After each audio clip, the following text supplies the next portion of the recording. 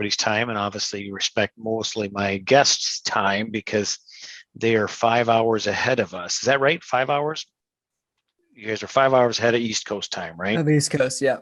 Goodness Correct. gracious. So it's really late there. So we'll speed through it, right? So we don't have to keep you guys up too late here.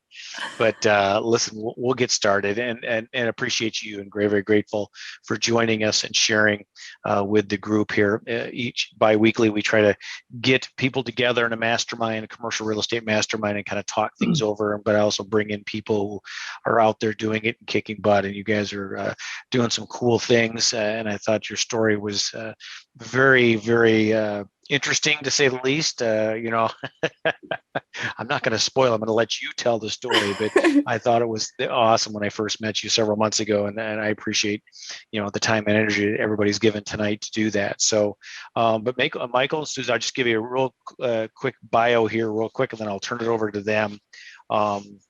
They're goodness, Mike, the doorbell here. Suzy and Michael are founders of Adventurous Real Estate Investors. They specialize in strategically targeting core plus and value add multifamily commercial real estate investment opportunities. Now, they both work and live right now currently in the United Kingdom. That's a few miles away from where their property is located, to say the least. So when I say they look for value add in core areas, that's an understatement, to say the least. Their venture began at a TEDx talk. The theme was reset, and that kind of changed their lives and got them pointing in this direction that they are. They took the event to heart and used that theme, reset, as the launching point to regain control of their lives. And I think they've done a great job so far of that. Secure their future freedom, give back to their community, and discover their way. And I think everybody on this call is looking for that. And I think it's great that you've done that and are going to share that with us. For that reason. And then their why is to achieve financial freedom through real estate investing, so they can be able to travel and work more from anywhere. And I follow you on some social media sites, and you guys do travel quite a bit. I see some photos and stuff. I'm like, wow, I don't think I've been there before. And that's awesome. And I think that's what we're all here for, right? That's what we're here for, to do this. But that's kind of their intro. I'll let them kind of continue from there, and basically just kind of, walk us through from that TED Talk into what you guys are doing right now. And then obviously look at the deal that you've just closed like 5 weeks ago, right? Because I just watched that video the other day. By the way, it was a good video, Suzy. I loved it. I think it's great, because I'm like, I need to see things. I need to hear things. Reading is not my strong suit, so I loved it. But yeah, I'll turn it over to you, and basically let me kind of explain. We'll just let them talk for 30, 40 minutes or so, and then we'll open up the questions. So if you do have questions, kind of hold those back towards the end, and we'll definitely give you time to ask them any questions and answer any questions they have or you have for them. So without being anymore, I'll just turn it over to you guys and gals, and you guys tell us what's going on.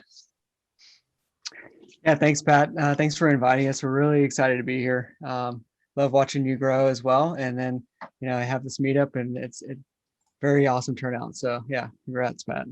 Thank you. So just a little bit about me. I'm still active duty Air Force. Currently in like a civilian status or whatever you want to say over here. I don't wear a uniform right now, or haven't in the last couple of years, because I'm getting my PhD at the University of Cambridge in biochemistry. So I was teaching at the Air Force Academy in Colorado Springs prior to coming over here. And now they deemed me fit to continue teaching. So they sent me to get a PhD over here. And then we'll be here for a couple more years, and then we'll be back in Colorado Springs. And I'll finish out my military career there. That'll be my last tour, and I can retire. So looking forward to that. So in that whole process, I'll let Suzy go ahead and introduce herself as well before we dive into that. So. Yeah, hi. So my name's Suzy Sevier. So like while we're living over here, I'm currently a program manager for a biotech company. I was trying to think.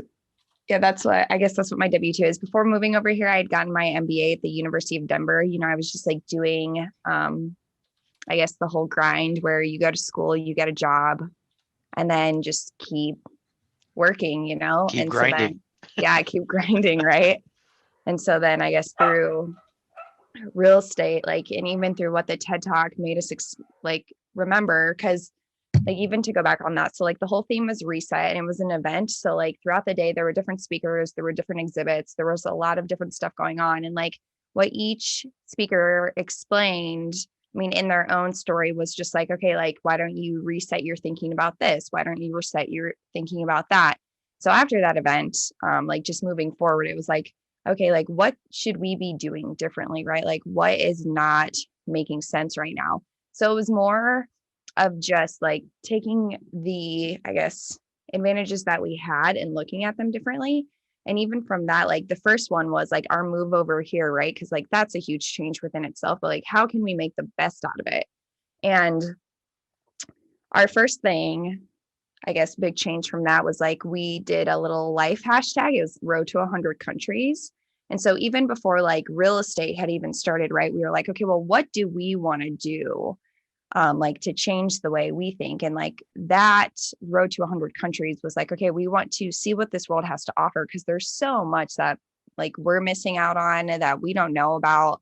And then we can like share those experiences with the world. And so that was like one of the biggest changes that like the Reset TED event had on us.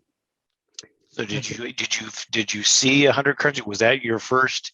How far did you get on that list of 100 countries? Not to interrupt your story, but No, yeah, great question. So together,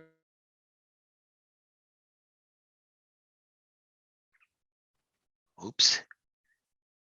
The perils of being overseas. Yes, I was just going to say, goodness. That's a beautiful picture to pause in, though. That is true. Looks like they froze mid-trip. Yeah, they they got to Somebody, like somebody get a Afghanistan. picture of that for them because that is a great piccher. Seriously. Yeah, that Sure, we've snapped been it. to- It's blank. Can you hear There us? they are. There they are. Ah, there they are. okay. Let me switch to this tether from our phone. Give us a second. Sorry. We tried that's okay. snapping a picture of you. You guys had an amazing picture just staring at each other. It looked really good. I like that. Sorry, the wind blows over here and we lose internet. So Yeah. I guess it's windy at midnight. You're usually Is there- not are up we at this time, are you? Sorry about that. It's probably when they're doing service on all the lines or something. Everybody hear us okay now? Yep, I think you're our all video's set. lagging. Okay, cool. So yeah, the question was, have we been to 100 countries yet? No, we haven't yet. We've been to like 6 countries together. I've been to 20 plus countries, and Suzy's been to quite a few as well. But together, we plan on traveling to 100 countries. We're, COVID has put a little cramp in that style, but we're going to double down here in the next 9 months or so. So yeah. There you go. Awesome. Yeah. So actually, speaking of COVID, that's kind of like what kickstarted our real estate investing career.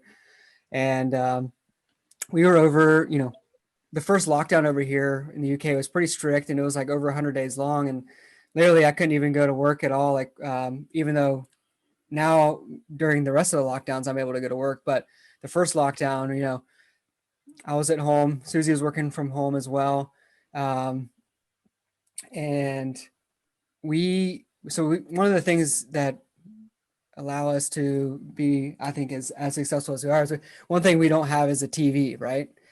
So we don't binge Netflix or anything like that, or Hulu or Amazon or whatever. We literally just read books all the time. That's kind of what our pastime is. And so we were reading a bunch of books during COVID, like during the first lockdown, and we decided, hey, we're reading the same books. So let's have like a little mini book club. And so we started like plowing through these books, and we got to this one book called Multiple Streams of Income. And the first part talks all about, it's by Robert Allen. And the first part talks all about, trading in stocks and things like that, building your income streams from stock trading, index funds, options, things like that. So we were already investing in stock market. We're like, cool, we already do that. Don't need to do that anymore. And then the next section was all about real estate investing. And I was like reading it. He put it in such an eloquent way that it made it seem very, very simple. And so It is like, simple, right? You just send the alerts out, somebody is, calls like, you up and you buy the thing, right? That's Exactly. That's what it is, right? Exactly. Yeah. Zero money down and, There you go. no time and all this stuff. Right. So I looked at Suzy and I was like, we have to do this. This is a very powerful way to make money and to secure financial freedom. We need to figure out how to do this. And so we had the time. And so we just started the education process, listening to every single potential podcast that we thought was valuable and we can get value from. And just like literally hours and hours of while we were rowing or walking or running, the only other thing we could do during lockdown, we were listening to podcasts or reading books about real estate investing. So, yeah. And then, which led us to, I don't know if you want to talk about single family. Yeah. stuff. So like initially when we started our real estate adventure journey, the first podcast I guess that we started listening to was Bigger Pockets, and all about Bigger Pockets is like single family, do single family, like grow into multifamily. And so through that entire process, we were like, okay, how can we figure that out from over here? Right. And then we read like David Green's book that was long distance investing. Yeah. Long distance real estate investing. And we're like, oh no. Okay. Like if people are doing it in different states, we can definitely do it from over here. So like we had chosen a market in Cedar Rapids, Iowa, and actually like set up the whole entire team. Right. So like we were interviewing property managers, realtors, contractors and everything, just because we're like, okay, like we'll go the single family route and then we'll go into multifamily. Well, then we had 2 properties under contract and an inland hurricane went through. And needless to say, we could not get the financing because the contractors were like, okay, we are going to be busy working on like the community and our own homes. And we totally understood that and that was fine. But like our goal was to do 25 single family homes and then sell them all and purchase into multifamily. So then we had to like look back and be like, okay, well, what are we going to do now? Right. We can't wait like a year for this city to rebuild itself. Like, what do we do? And that's when we were like, okay, we're going to just go straight into multifamily. And the reason we like were able to pivot so quickly was because one of the first conferences we attended was by like Bill Allen. It was, I'm pretty sure it was like over Memorial Day. It was virtual, but Whitney Sewell was one of the speakers, and Whitney Sewell is like, you don't have to start with single family. You can go straight into multifamily. And that had like planted a seed with Michael. And Michael's like, no, like we can do this. Like, it'll be okay. We just have to pivot our education and actually start going to meetups like religiously. So we actually started going to Brian Briscoe's meetup. It was like the Friday afternoon one. August 23rd, I believe, was like the first of 2020 was like the first multifamily networking event that we attended, if I remember correctly, or somewhere around there. I think I've met everybody on this call, or most of the people on this call through that actually networking event. And so, yeah, so we pivoted to that and we just started networking, and then we realized that everything was virtual and it was a time for us to take advantage of everything being virtual. Because before this, nobody was really comfortable getting on Zoom calls, right? I mean, you know what Zoom was, but it wasn't as comfortable as it is now. Like this meetup probably wouldn't exist virtually. Everything would kind of be in person if COVID didn't happen, right? So because of COVID, I'm not saying that it was a good thing, but at the same time, like find the silver lining, right? And silver lining was that everything went virtual.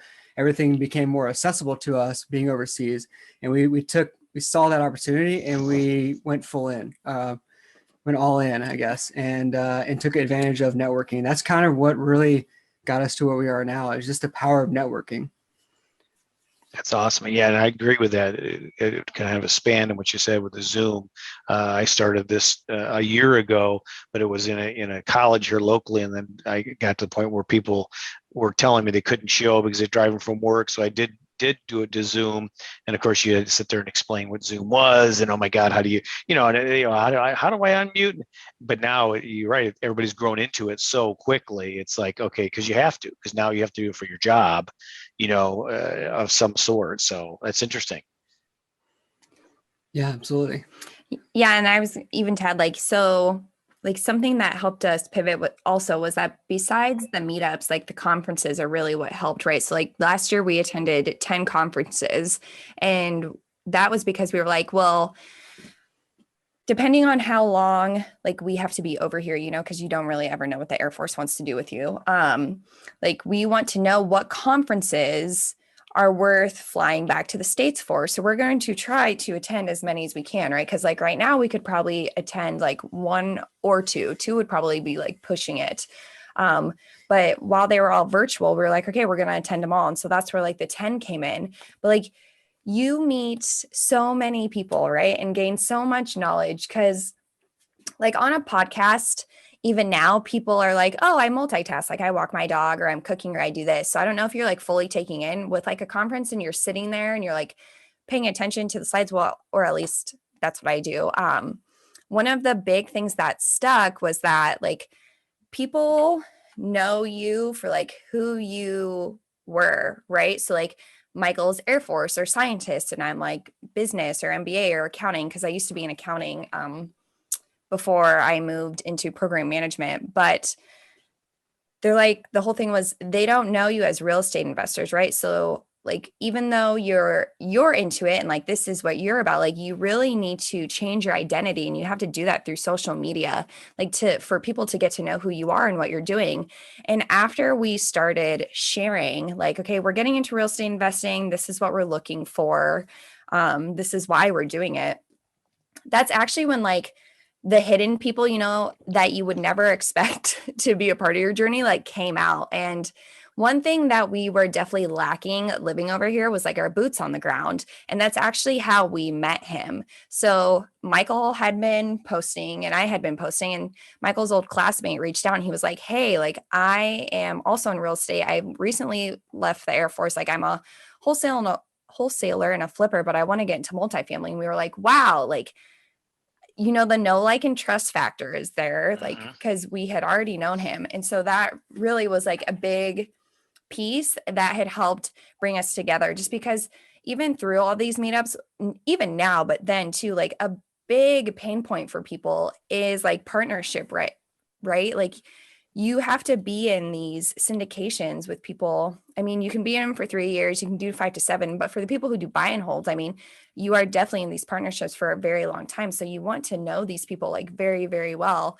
And after that had happened to us, it was like, wow, like this has changed everything, right? Because now with Michael, like doing underwriting and like understanding that he was going to do broker relations, he could actually go and like start that process with the brokers, right? Because like without our boots on the ground, we're not going to be like, hey, we're just going to take a chance on this building.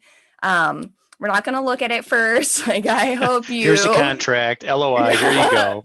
Yeah. Let me back up real quick. So the boots on the ground, the gentleman you went to school with. Now, what area in the States was he in? Yeah, so he's located in Oklahoma City. Okay, so and that was one of the areas you were looking at. So that kind of synced up right there when he said, "Hey, I want to do multifamily." We're like, "Oh man, rock and roll." Exactly, and one of the reasons why we chose one of the reasons why we're looking at Oklahoma City and like Tulsa, those markets specifically, was because of the higher cap rates, the higher cash flow, obviously, and then the less competition, right? It's just like solid, steady markets that produce, you know, a substantial amount of cash flow and not really banking that much on appreciation, right? So, you know, which is great now for the pending economic downturn or whatever is going to happen, however long the government's going to prop up this corpse of the economy, we'll see.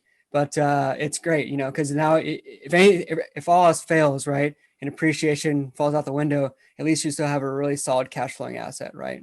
So exactly, yeah, you're not betting on the appreciation. You know, okay, I bought it at a 2 cap. Next year it's going to go to a 4 cap. We're going to make some money. That's true. Yeah. That's good. All right, so you met this gentleman. Of course, then you guys were just ecstatic. Now, had he dabbled in multifamily, or was he thinking about it?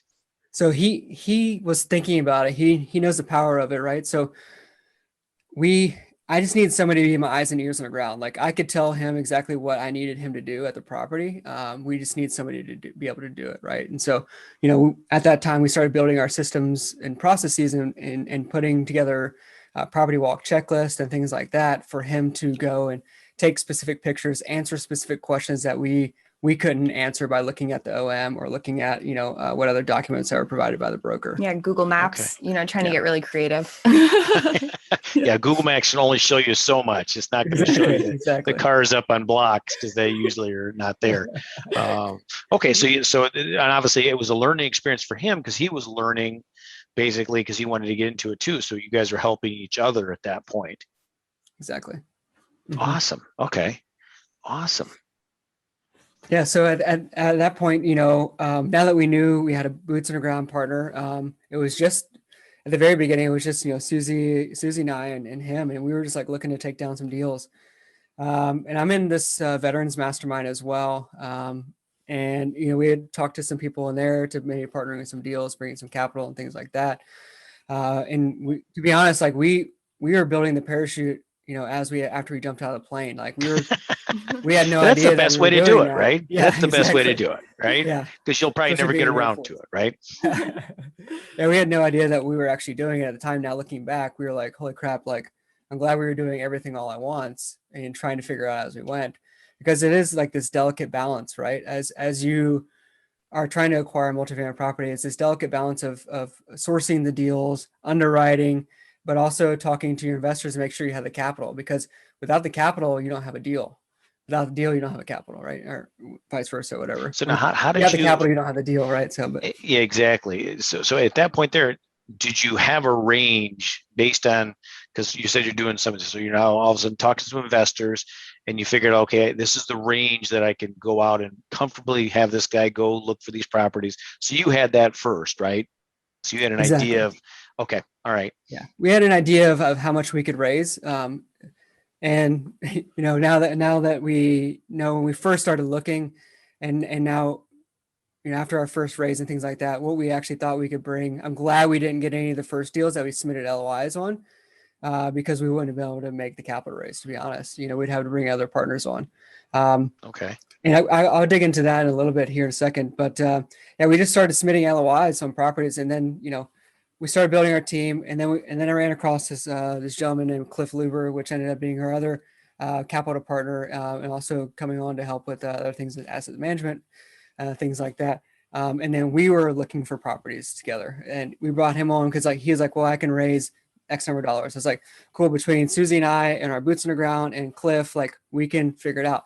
The only other missing piece was, well, at that point I had an organic mentor from the mastermind I was with in as well. However, he ended up pulling out or whatever. And then I met my other mentor, Carl. And then I just need somebody to look over my underwriting, right? And Carl was somebody that I met organically. Somebody had introduced, hey, this person is investing in Tulsa. You should talk to him. And so we had connected and talked, and then I continued to follow up with him, every couple of days via email and talk about things happening in the submarket, or specific submarkets in Tulsa or in Oklahoma City, just things happening in Oklahoma, or just general things. And then we built an organic relationship that way. And he was just there to kind of look over my shoulder, make sure that the underwriting was, solid and things like that. And so we had this team going forward. And then, when we realized that I don't want to, I feel like I'm jumping too far ahead. Sorry. But no, take your time. That's okay. We've got all night. It's only 7:00 here. Oh, I'm sorry. It's a little later for you guys. Sorry. But yeah, I was just saying we started submitting LOIs and stuff like that. And because we were continually submitting LOIs with the same brokers, we kind of built some rapport, right? We had, and for the aspiring investors out there, one of the things that I did when I was reaching out to brokers, this is a little tip for everybody, is I built a cover letter. And so it had like all of our bios, and you can leverage the people that are on your team, their schedule of real estate owned and all the real estate they own and all the experience they have. You can leverage all that, put it together in a package, and then you can submit that to brokers. And so what I was doing is like finding who the top brokers were in the areas where I was looking, and then submitting those cover letters. So with an email saying, hey, I'm so-and-so, whatever, here's also our bios, our cover letter, whatever, please take a look.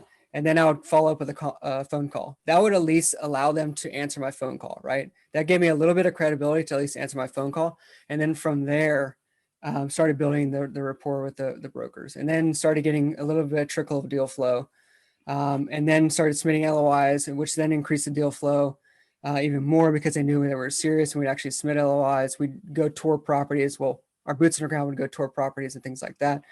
And then we just started looking for more and more deals after that. which then led us to the 88 unit that we just closed on like 6 or 7 weeks ago. And that came from one of the brokers that we had submitted previous LOIs with. He knew the team that we were bringing. He knew that we were serious and that we can close on a deal because he actually transacted with one of our general partners on some other deals as well. So that brought a lot of credibility. We were kind of courting this property for a long time. I had underwritten it. We had walked the property back in like, I think it was like September.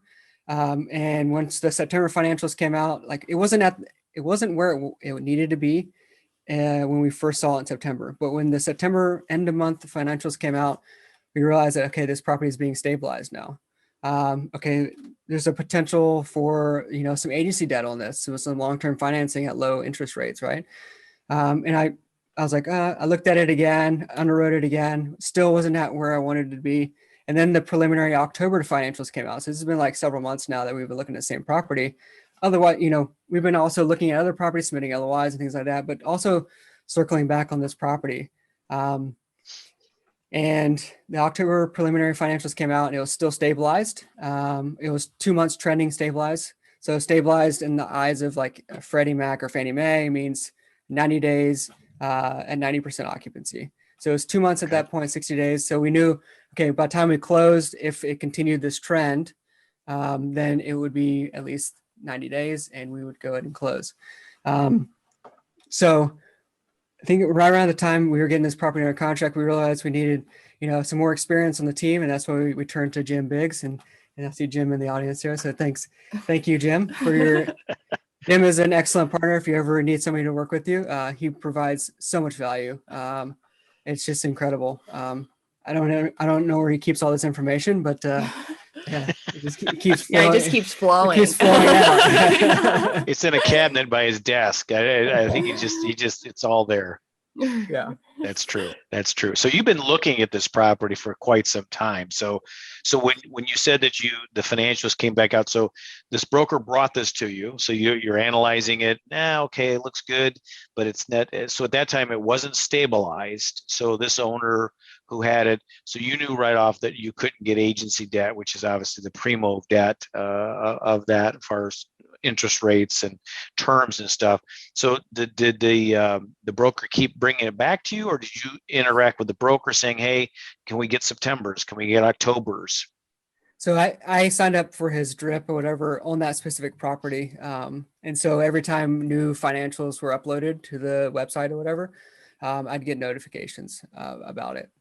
So yeah, and then when the preliminary October popped up that it was stabilized, I was like, we have to make a move now. And because the numbers then made sense. And it wasn't like we were waiting, for some miracle to happen or anything like that. Like they were trending that way, and we knew that it would make sense if we can get agency debt on it for sure. And another thing too is like for our first deal as well. One thing that we didn't want to do was get a bridge product or something like that, especially in this economic whatever we're in right now, uncertainty right now. Climate, thank you. Just and getting long-term financing is just something that we've pursued. There's like 3 things that we kind of look for in a deal. Being newer is the first one is that the asset has to be cash flowing from day one. And the second thing is that around 50% of the returns to the investors has to come from cash flow.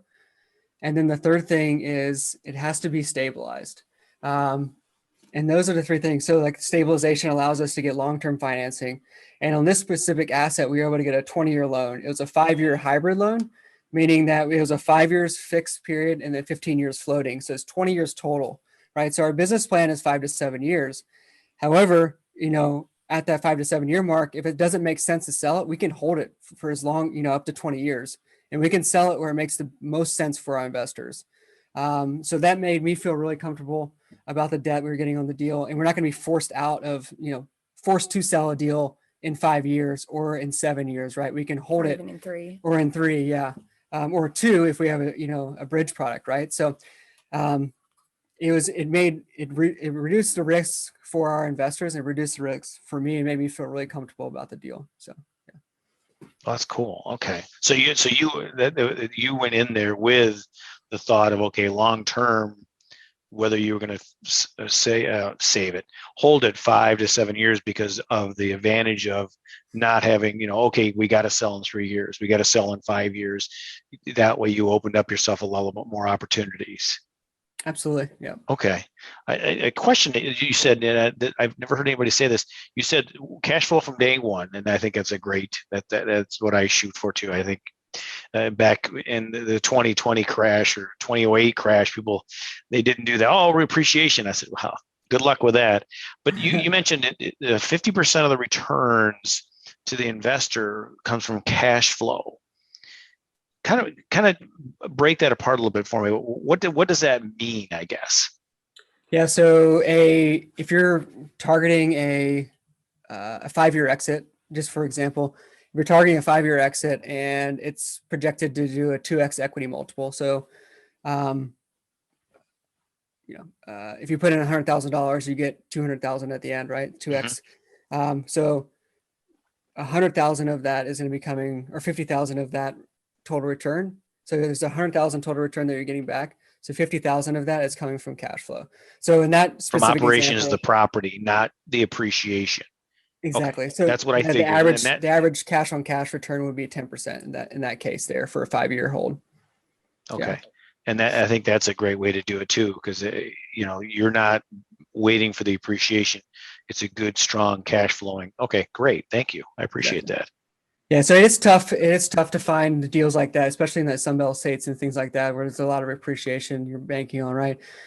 So, I mean, over 40% is solid still, I think, in my opinion. So like 45 to 50% is solid, because it is hard to find 10. If you're doing a 5-year business plan, to find something that's cash flowing at 10% is pretty tough. Yes, Yeah. it is. I think my spreadsheet's broken every time I do one. It's just the formula's got to be broken somewhere, and I spend half the day trying to figure out why the formula doesn't work. But the formula is not broken. But that's good though. But obviously, that's the market you're in as well. Like you talked about the cash flow, the Midwest, and that is true. That's good. All right, awesome. So you put in the offer on this. You said, "Oh my God, it works!" Right? Everything went green on your spreadsheet, or you figured out, well, the formulas aren't broken. Wow. Now what? Right? What what's the next step there? So you're at that point, you're just drinking from a fire hose, pointing directly down your mouth or whatever.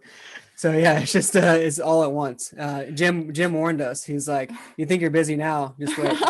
And I was like, "It doesn't seem like it's gonna get that busy." And yeah, especially Suzy and I were the leads on this deal.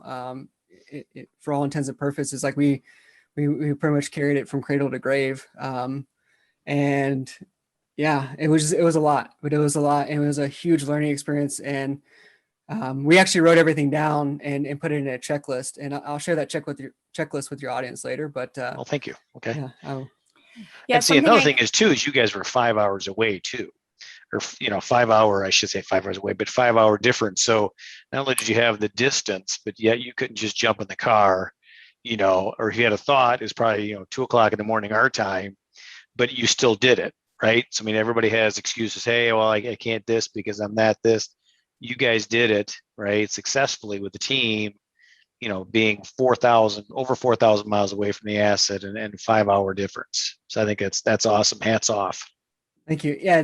I mean, we do have a slight advantage, and that advantage is like we can work our W-2s from 9 to 5. And then when it's 5:00 here, it's noon Eastern time, right? So it's afternoon. So now we can work 5 to midnight and capture the evening or after lunch until people are done working on the East Coast, right? And even longer on the Pacific Coast, right? So, yeah, so we do have that advantage. I mean, oh yeah, okay.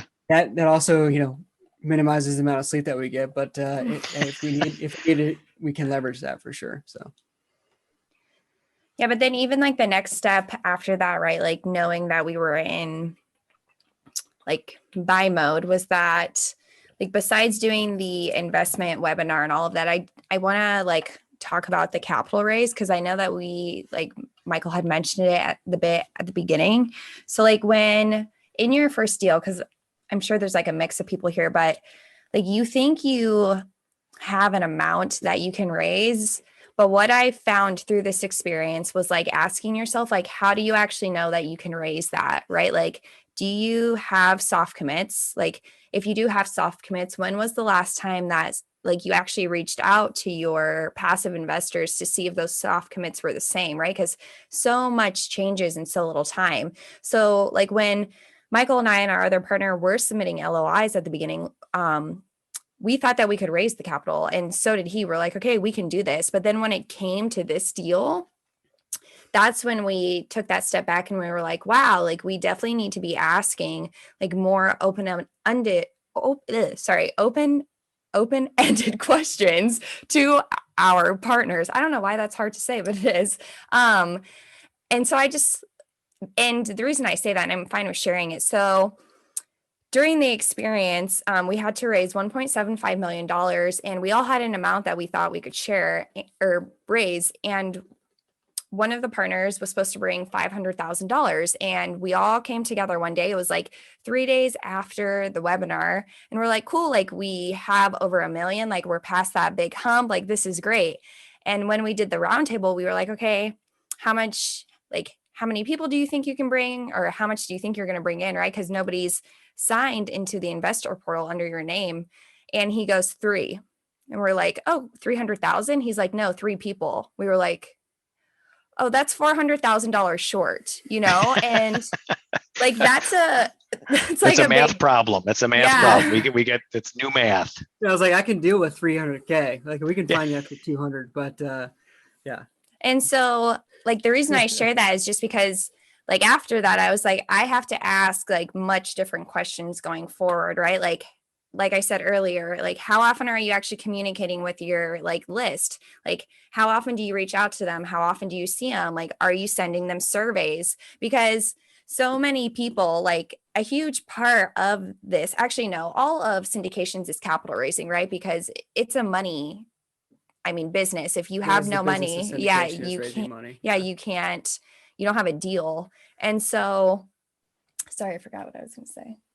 About asking tough questions to your. Yeah. I guess it's just like getting really vulnerable and like deep, because those are like difficult questions to ask, right? It's almost like a defensive question. Like, well, how much money do you think you could bring? Some people are like, oh, well, 500K or $1 million. And when you ask like, well, why do you think that number? Like they also have to reflect and be like, oh, now I have to figure that answer. And so something I like definitely recommend is sending out surveys. So like we do that now, we will continue to do that going forward. And like the whole point of the survey, definitely do not gear it just towards money. Like make it all about the individual. Like, oh, what would you like to see more for us? We want to tailor like our communication to fit your style better.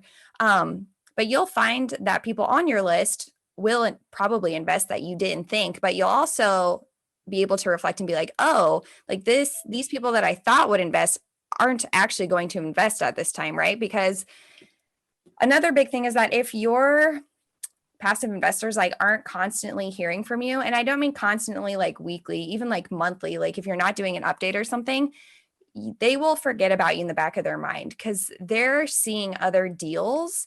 And they'll go with like the person who is showing up more often. Yes, people do invest in sponsors and not always the deal, but like you also don't know the relationships that your LPs have with other people, right? And that's huge within itself. So just from like a capital raise standpoint, I guess to bring it all together, just make sure that like for your partners, like you are asking those like pretty deep, like vulnerable questions, just because you don't want to be in the position where Michael and I were, where we're like, okay, we cannot sleep.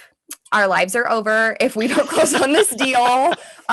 We're gonna get like kicked out of real estate, right? And like even a big. Well, you're already in another country anyway, so you got that part because we're all gonna move if we fail anyway, right? We're gonna move. Well, you got that down, right? You're set there, but no, that's true though. But asking those questions, and I like what you said as far as going that one step further. Well, why do you think you can raise that? And sometimes that's tough. Well, I talked to my buddy and he's got this much. Well, he had that much, 2 weeks ago or 2 years ago when you talked to him, but he may not even have half of that right now when he's, make the check out to, to cash, what do you mean? That's good. That's good advice. I like that. Yeah, because we're like all saying like, oh, we want our money to work for us. And that does not mean that people are going to wait around, like 6 months for a year for you to make their money work for them. Like if people can find new opportunities, they will. But then another thing too with raising capital. So we did like our investment webinar on a Thursday. And then like the weekend went around. And after we had raised like that initial $1 million, within like a day and a half, once the weekend comes, like we didn't hear anything. And that too was when we were like, oh, what are we going to do? Because it was our first one. And people don't actually tell you how scary capital raising is if the money doesn't come in immediately. But like what someone told us was that like, although this is the most important thing happening in our life, that does not mean that your investors, like this is even very significant to them. And that's definitely something to remember because you go into the conversations so much differently. Like that follow-up, it does not sound desperate anymore, right? Because it's like, hey, do you have any questions? I'd love to be there for you. Instead of having your heart race to be like, I need this person to say yes because I need to be able to close, right? Like the whole mindset shift, like knowing that this is not the most important thing happening to them, like they have family time, they have weekend time, they have a job. It's just remembering that although it is the most important thing for like I said, the most important thing for you, it is not for your others. So like just go into each conversation with that grace. Yeah. And so the key takeaway from that is host your investment webinars on like a Tuesday. So you have Wednesday, Thursday, and Friday to continue to follow up and get them before the weekend. Mondays are a little sketchy because everybody forgets things on Monday. But yeah, Tuesday, already started the week, but it's not too far in the week. You still have time to raise capital at the end of the week. So yeah. And the other key takeaway from raising capital, and we've heard this multiple times from other people, is 10% of your list is going to invest with you on your first deal, right? And that actually rang pretty true for us. I think at that time, I think we had like 165 people on our list, and when 16 people invested. Since then, also what's incredible about having your first deal is the amount of referrals you get after the first deal. So since then, that our list is like doubled. So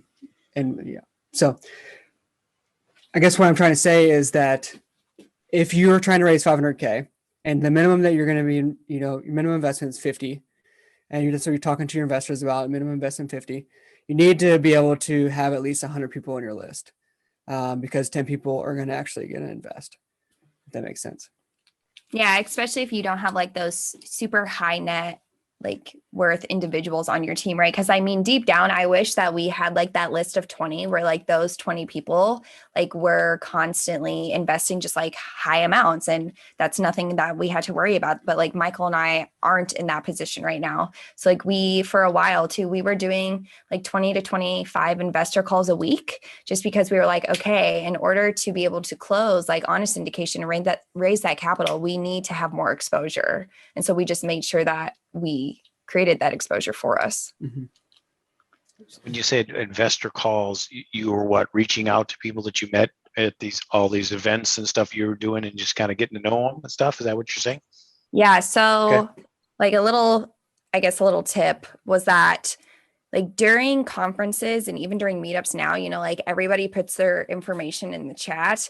Probably 1 out of 20 times somebody actually reached out to Michael and I, and we're like, okay, if people aren't actually reaching out, like there's something missing, right? So we started reaching out to everyone. So like at some points, like we probably like after a conference, we probably reached out to 100 people because we were like, if a list was made or if people are putting their information in the chat, we're like, no, we're going to do exactly what these people expected, like they put their contact information in there. Why would we not reach out? And that's where we were getting investor calls. We were like, hey, like, we'd love to get to know you better. Like, here's our connection from, let's say like the Best Ever conference or Adam Adams conference or whatever conference it was. Like we'd like to have that one-on-one to learn more about you and your goals. Cool. We could stop there. We could start answering questions. Okay, Pat. that's there's great. a couple of questions in the chat here. Let's see. Christian Chris and Alicia asked, what system did you use to track your data for investors, conversations, investor response, things like that? So we started with MailChimp and quickly outgrew that and moved to ActiveCampaign. ActiveCampaign, hands down the most powerful CRM out there, in my opinion. After looking at all the free options and looking at all the paid options and like HubSpot and things like that, and ActiveCampaign, hands down best, and you can integrate it with so many different things. So you at first, like, you had to integrate everything through Zapier or Zapier, however you say it. But now there's so many integrations that they have built in, and it's just incredible. So like with that, like going back to you have a question about the questionnaire as well. So there's this thing called Cervicate, and I was kind of mentioning this earlier. Cervicate is a survey. It's a free survey tool that actually integrates with ActiveCampaign.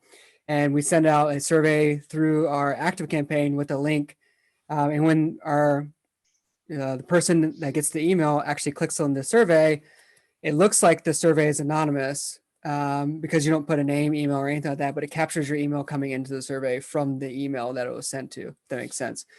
So it looks like it's anonymous, but it's not. And then we're able to capture that information that was in the survey and actually populate our CRM with that, which is pretty cool too. So like one of the questions we asked is like, what asset classes are you interested in? Because we're thinking of expanding beyond multifamily into maybe triple net lease industrial or things like that. So we wanted to probe our investor list to see who's actually interested. And so now we can sort those answers and see how many people are actually interested. And that all the information is in our CRM. We don't have to copy and paste it from a survey or something like that, which is pretty cool. Jim, you have a question? Yes, thanks guys for sharing. I really appreciate that. You said early on that when you're on your deal, you structured your loan, I think, to so you weren't forced to have to sell. You didn't have to sell at 5 to 7 years. If it wasn't the right time, you could hold out to 20. Do you position that to your investors? They looking for a time limit when they want you guys to sell, or are they okay with staying on board for the long haul if necessary? So yeah, in our webinar, we said that our business plan is for 5 to 7 years, and we do plan on exiting the property when we meet the returns. However, we said we have the opportunity, if necessary, to hold the property if the market doesn't make sense to sell at that time. So if we needed to hold it for 7, 8, 9 years, and so we can exit where it makes the most sense for our investors to make the most money back, and ensure that we get top dollar for our property, then we will do that. And I think that lowers the risk threshold, I guess, for a lot of investors as well. To like, okay, cool, like they're thinking about these other things, to help reduce the risk. If that makes sense. Got it. Now, have you you haven't found another deal as of yet? Are your investors now kind of clamoring for you to find that next deal? Yeah, so that's a great question. They are. There's several people like chomping at the bit, and they have been since they weren't able to get on the last deal because, their referral, and it was a 506B, so they couldn't come on because we didn't have a pre-existing relationship. So like now we've had a relationship with those people, and now they're looking for the next deal. So I think the rate at which you need to have deals is like once you start getting deals is like once a quarter, or like at least 3 times a year. I think that's what Neil Bawa says. And that just keeps your investor list growing, but also those people who want to invest in every single deal, it keeps them ready and poised to invest with you. Let's see. Someone asked, are you actively managing investors or promoting your real estate business? We are pretty active with follow-ups. And yeah, we try to follow up as much as we can. And we also try to produce as much content as possible because those are different touch points we can. So we put out content like once a week. We also post on social media like 3 times a week. And now I'm starting to make videos as well to explain like simple real estate stuff, walking. Well, simple to him. Yeah. Simple, like, yeah, just like definitions and things like that. Not like complicated like waterfall structures or anything like that, but just like definitions. And so we're just starting to put out more and more content. So like, we don't have to be as active, like reaching out to somebody and like talking to them, but like, being that presence, being at top of mind for all our investors, I think is really important. Well, and like even with promoting our real estate business, I think it's like changed how that goes, right? Because like everyone wants exposure. So we like tweaked it a bit, right? So like instead of like now joining every single conference possible, like we have gotten much more comfortable with like being on podcasts and being on webinars just like this, So like that in itself, like you're promoting your business, but like you're dedicating that hour instead of dedicating like your whole entire day to reaching out to people. So I think that was a big shift in how like you want that exposure. Yeah, because they're using their audience to obviously use the explosion there. One podcast goes to 5, 6,000, 8,000 downloads, and I could see that. That's true. Stephen asked a question. He came late. Do you have skin in the game on your first deal, or was it no money down situation? Yeah, so because we went with agency debt, agency does require you to have like at least 10% in the deal as a general partnership. So of that, and it doesn't have to be 10% yourself, right? But and 10%, and what I mean by 10% of the capital raise. And so for that, it was like $175,000, but that's not of 1.75, right? Because it's 10%. We Suzy and I didn't put $175,000 into it, but across the general partnership team, we did. Okay, cool. That was the plan. Yeah. Gotcha. So now, at what point? I know you had a little bit of anxiety there that weekend. At what point was it where you said, "Okay, wow, I think we're going to do this"? Right? Was it that couple weeks later? Was it a couple days later after you raised that initial bundle? When did the last part come in? So it actually happened pretty quick. Like it was let's see. So right after the webinar, with the next day or whatever, we had $1 million raised. I was like, cool, we only have like 750 left. Because it's like either your first million or the last million you have to raise is like 2 milestones, right? And so even though Suzy and I were not sleeping for like several days straight, it felt like an eternity, but it actually turned out to be like another, 7 or 10 days after that. And that we had raised all the money, even with the hiccup with one of our partners. So yeah, but yeah, I've never, dropped into so many Facebook DMs or Instagram DMs in my entire life. So yeah, everybody that I knew, like I thought I had scraped everybody on Facebook, and we went back through and scraped everybody again, from high school and everything like that. So the tough thing is, like, with your family and friends, I'll say this, like, your family and friends know you as the person that you grew up to be or the person you were before real estate. They will hop in on your second, third, or fourth deal. They won't get on your first one. So don't bank on your friends, because like some of my friends, like really close friends, like I've grown up with, like we would die for each other. Like they will not invest. They're like, I'll get on the third or fourth one, man. I'm going to watch how this bit pans out. I was like, these people that have known me for like 3 or 4 months are willing to, invest with me, and they trust me and stuff like that because they know me as Michael, the real estate investor, right? That's who I am to them. But to my friends and family, like I'm Michael, The guy lives in London and reads a lot. College or something. Yeah. So, well, I mean, to me, you're kind of sketchy because you don't have a TV. That's where I'm like, ooh, I don't know. You can't do binging of Netflix. Ooh, although you probably have an iPad, so I take that back. But at least have a computer. No, that's true. That's true. Well, that's good advice too, because you're right. Because you go start reaching out to people, and I appreciate you guys sharing that too. Is because right, they know you what you are, and I've kind of done that a little bit too. Is when I start telling people how to do real estate, oh my God, really? And you start sharing it in different circles, like at your work or job or other people. You're like, wow, I thought you were a program manager. I thought you were this. Yeah, I do this as well. And you're like, oh my gosh, I didn't know that. So interesting. Anybody else have any questions? I don't want to dominate the questions here. Goodness gracious. No, you're okay. Lorraine asked a question. She said, my question is, how do you manage beginners burnout?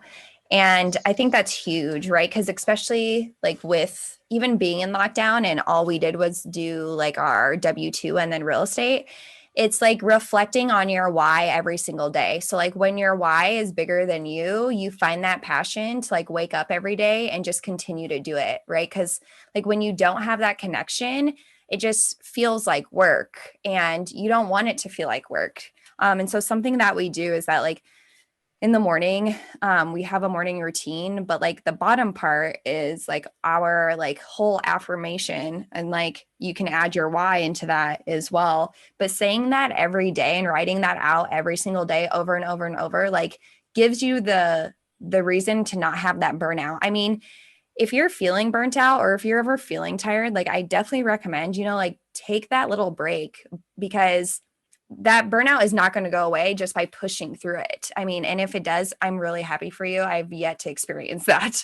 But so like those breaks are necessary. I mean, like for your mental well-being, but just remembering like why you're doing it is huge. And I don't know the quote exactly, but it's like, I'm going to work like nobody is now so I can live like nobody is later. Right. And like even that quote within itself is huge. And so like right now, like, yeah, there are times where it is not fun to do my W-2 all day and then do real estate for 7 hours. But knowing that the possibility of me like retiring before I'm 40 and being able to like volunteer all over the world after that is huge. Like, I want to be able to do that. I don't want to be like, oh no, if I just don't do this or put this off for a little bit, then I can retire when I'm, I don't know, 65 again, right? Because like you push everything out and you don't realize like what that like ripple effect has. But like I don't want to have to wait till I'm 65 to be able to like do the things that I want to do, or to be able to help or be generous with the people I want to help. Yeah, absolutely. And that's in Suzy and I, like COVID has actually helped. Another silver lining, right? It's really brought Suzy and I together and realized and really strengthened our why. And our why is like we want to be able to retire, like as Suzy was saying, like early, so that we can spend more time together doing the things we love to do. Because we realize how much we enjoy being around each other, being around each other like 24/7 for over 100 days straight, right?